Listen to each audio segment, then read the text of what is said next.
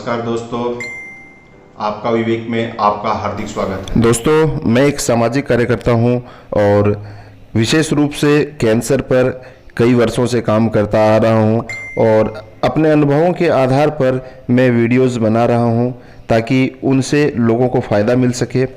पिछले वीडियो में मैंने आपको बताया था कैंसर की भ्रांतियों के बारे में, जिसमें कुछ पॉइंट्स पर चर्चा हुई थी। आप इस वीडियो को देखना चाहें तो इसका लिंक हमारे डिस्क्रिप्शन बॉक्स में दिया हुआ है, आप उसे देख सकते हैं।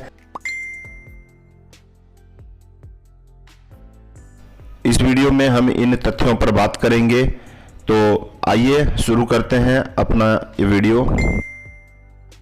हमारा ये वीडियो थोड़ा लंबा जरूर होगा, लेकिन आपसे आग्रह है कि वीडियो को अंत तक देखें ताकि आपको इसकी समुचित जानकारी मिल सके। तो वीडियो आरंभ करने से पहले आपसे निवेदन है कि आप हमारी वीडियो को लाइक जरूर करें। साथ ही साथ अगर आप हमारे चैनल पर नए हैं तो हमारे चैनल को सब्सक्राइब करें ताकि हमारे आने वाले वीडियोस आपको मिलता रहे। तो चलते हैं वीडियो की ओर।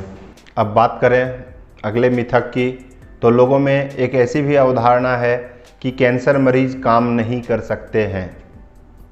जी हाँ, कुछ लोगों का ऐसा मानना है कि कैंसर मरीज बिल्कुल ही कमज़ोर हो जाते हैं, जिस कारण से वे अब किसी काम करने के योग्य नहीं हैं। ऐसा बिल्कुल नहीं है। कैंसर में कुछ लोगों को अगर छोड़ दिया जाए तो बाकी के शरीर में बहुत अधिक परिवर्तन नहीं आता है, वो मानसिक रूप से, शारीरिक रूप से हर काम करने में सक्षम होते हैं जो आप और हम कर सकते हैं।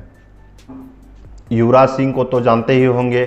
युवराज सिंह जिस समय फुल फॉर्म में थे उस समय उनको कैंसर हो गया और उनका कैंसर का इलाज हुआ। कैंसर के इलाज के बाद वो फिर से उनकी रिकवरी हुई। कहते हैं कि इंडियन क्रिकेट टीम में एक बार किसी को बाहर का रास्ता दिख जाए तो फिर उसका वापसी बहुत ही मुश्किल होता है। लेकिन युवराज सिंह के सामने दो चैलेंज थे। एक तो कैंसर से लड़कर वापस अपने टीम में जगह बनाना, और उन्होंने ऐसा किया और न सिर्फ जगह बनाया बल्कि अपना वो जो रुतबा था उसे कायम रखा, लोगों के बीच में अपनी साख को बनाए रखा और अपने रिकॉर्ड को और भी ऊंचा पहुंचाने का काम किया। मैंने पिछले वीडियो में आपको दिखाया था कि मेरे फुफेरे भाई जिनको ब्रेन ट्यूमर था उनका भी ऑपरेशन हुआ और उनके ऑपरेशन के बाद अभी वो बिल्कुल ठीक हैं और अपना व्यवसाय जो उनका है, जो छोटी मोटी दुकान है, उस दुकान में वो रोज़ बैठते हैं और एक आम इंसान की तरह से, जबकि उनका दिमाग का ऑपरेशन हुआ है। कैंसर में ब्रेन ट्यूमर जो होता है उसे एक बहुत ही क्रिटिकल माना जाता है और उस ऑपरेशन को झेलने के बाद वो पुनः अपने स्वाभाविक जीवन को जी रहे हैं। वो डेली दुकान जाते हैं, दुकान खोलते हैं और आम लोगों से मिलना जुलना सब कुछ करते हैं। इसलिए ये बिल्कुल ही अवधारणा है, इसे मन में अवसाद न बनने दें। अब बात करें तो समाज में एक अवधारणा यह भी है कि बायोप्सी से कैंसर फैलता है। अब इसके बारे में जितना कुछ जानने का प्रयास किया उतना कठिन होता चला गया। कुछ डॉक्टरों ने मुझे बताया कि ये सही भी है और ये गलत भी है।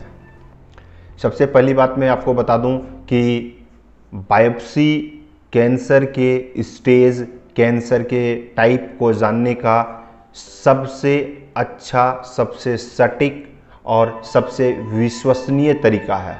ठीक है, और डॉक्टर सबसे अधिक इसका इस्तेमाल करते हैं। ठीक है, लेकिन अगर हम बायोप्सी करने में असावधानी बरतें, हम किसी नौसिखिए या साधारण सर्जन के साथ पास बायोप्सी करवाने चले जाते हैं तो ऐसे में इसके फैलने की संभावना भी होती है। मैं ये नहीं कह रहा हूँ कि फैल ही जाती है, लेकिन चूँकि वो उसमें दक्ष नहीं होते हैं, थोड़ी सी चूक के कारण वो एक टिश्यू से दूसरे टिश्यू में ट्रांसफ़र हो सकता है, जिससे जो कैंसर अभी सुषुप्तावस्था में छोटी सी स्टेज पर था वो पूरे बॉडी में फैल सकता है। यह कारण है कि बायोप्सी कराते समय हमें सावधानी बरतनी चाहिए और मेरा तो व्यक्तिगत सलाह है कि किसी अच्छे सेंटर में ही, मतलब कैंसर रिसर्च सेंटर में ही आप अपना बायोप्सी कराएं।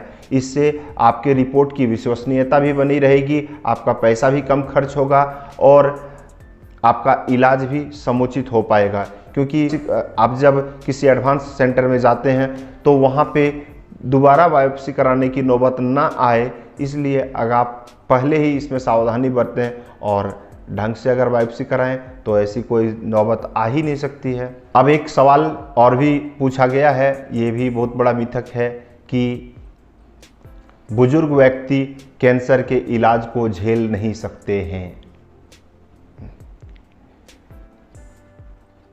कई एक लोगों ने पूछा कि क्या बुजुर्ग व्यक्ति कैंसर के इलाज को झेल पाएंगे, तो इससे अच्छा है कि उनका इलाज नहीं कराया जाए। ये भी एक बहुत बड़ी अवधारणा है, क्योंकि कैंसर एक सेल में होता है, न कि शरीर में।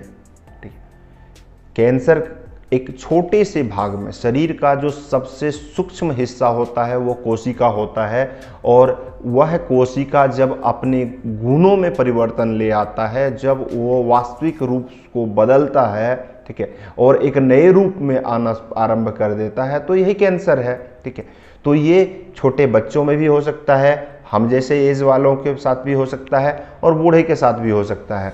और इलाज की बात करें तो सबों के लिए इलाज संभव है। हाँ, जब मरीज काफ़ी बूढ़ा होता है तो डॉक्टर को उसके अनुसार से प्लानिंग करनी पड़ती है, क्योंकि उस समय उनका भोजन कम होता है, उनका रूटीन, डेली लाइफ का रूटीन जो होता है वो काफ़ी बदला हुआ होता है। तो इन सब चीज़ों को ध्यान में रखते हुए उनका ट्रीटमेंट होता है। लेकिन ऐसा बिल्कुल नहीं है कि बूढ़े कैंसर का इलाज झेल नहीं सकते हैं। अगर नौजवानों या वयस्कों की बात करें तो उनका बॉडी ज़्यादा रिएक्ट करता है, और बूढ़े शरीर जो उनका रिएक्शन रेशियो काफ़ी कम होता है। इस कारण से इलाज उनका थोड़ा लंबा ज़रूर होता है, ठीक है, पर ऐसा बिल्कुल नहीं कि उनका इलाज संभव नहीं है। अब अगले मिथक की बात करें तो काफ़ी लोगों ने ये भी पूछा है कि क्या कैंसर कुछ सालों बाद वापस आ जाता है।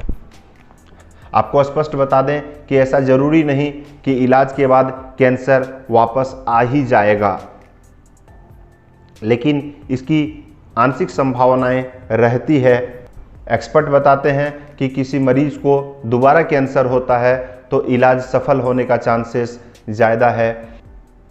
अब अगर बात करें तो कुछ लोगों ने यह भी पूछा कि क्या कैंसर छूने से फैलता है। ये लोगों में बहुत बड़ी अवधारणा भी है, लेकिन अब इसको लेकर के लोग काफ़ी सजग हो चुके हैं।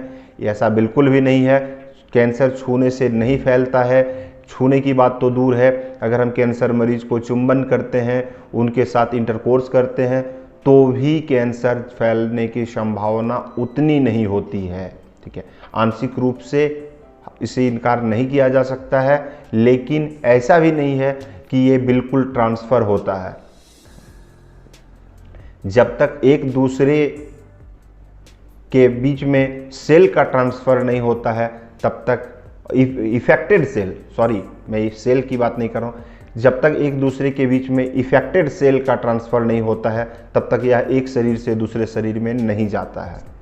अब एक अवधारणा है कि शरीर में कहीं भी अगर गांठ है अर्थात ट्यूमर है तो वो कैंसर है। ये इसको लेकर के बहुत बड़ी भ्रांति समाज में है कि क्या ट्यूमर कैंसर है या ट्यूमर कैंसर नहीं है।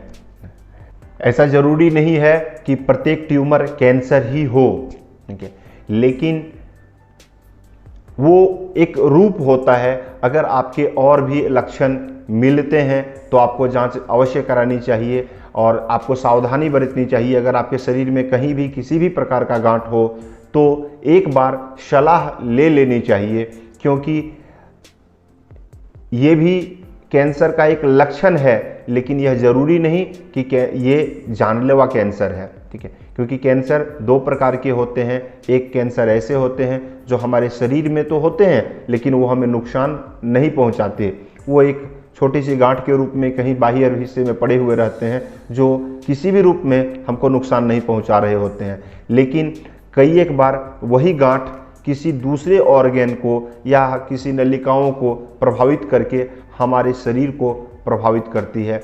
इसलिए अगर हम आपके शरीर में कहीं भी गांठ हो तो उसका जांच करा लेना उचित है। अब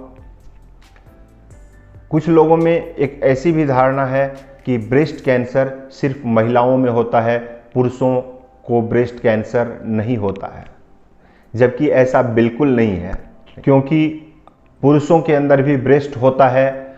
हाँ, ये अंतर जरूर होता है कि पुरुषों का ब्रेस्ट उभरा हुआ नहीं होता है, लेकिन अगर पुरुषों के भी ब्रेस्ट में कोई ट्यूमर हो या कैंसर हो तो उसे भी ब्रेस्ट कैंसर ही कहा जाता है, अर्थात पुरुषों को भी ब्रेस्ट कैंसर होता है। और अगर पुरुषों के भी ब्रेस्ट में कोई एबनॉर्मल बदलाव आता है तो उसे तुरंत डॉक्टर की सलाह लेनी चाहिए, जांच करानी चाहिए। हम आंकड़े की बात करें तो आप देख सकते हैं कि प्रत्येक 8 में से 1 महिला को ब्रेस्ट कैंसर होता है, वहीं पुरुषों में प्रत्येक 1000 में 1 व्यक्ति को ब्रेस्ट कैंसर होता है। आशा करता हूं कि हमारा ये वीडियो आपको पसंद आया होगा, तो आपसे आग्रह है कि हमारी वीडियो को लाइक करें। साथ ही साथ आप अगर हमारे चैनल पर नए हैं तो इस चैनल को सब्सक्राइब करें और इस बेल बटन को दबाएं ताकि हमारे आने वाले नोटिफिकेशंस आपको मिलता रहे। तो मिलते हैं फिर किसी नई वीडियो के साथ।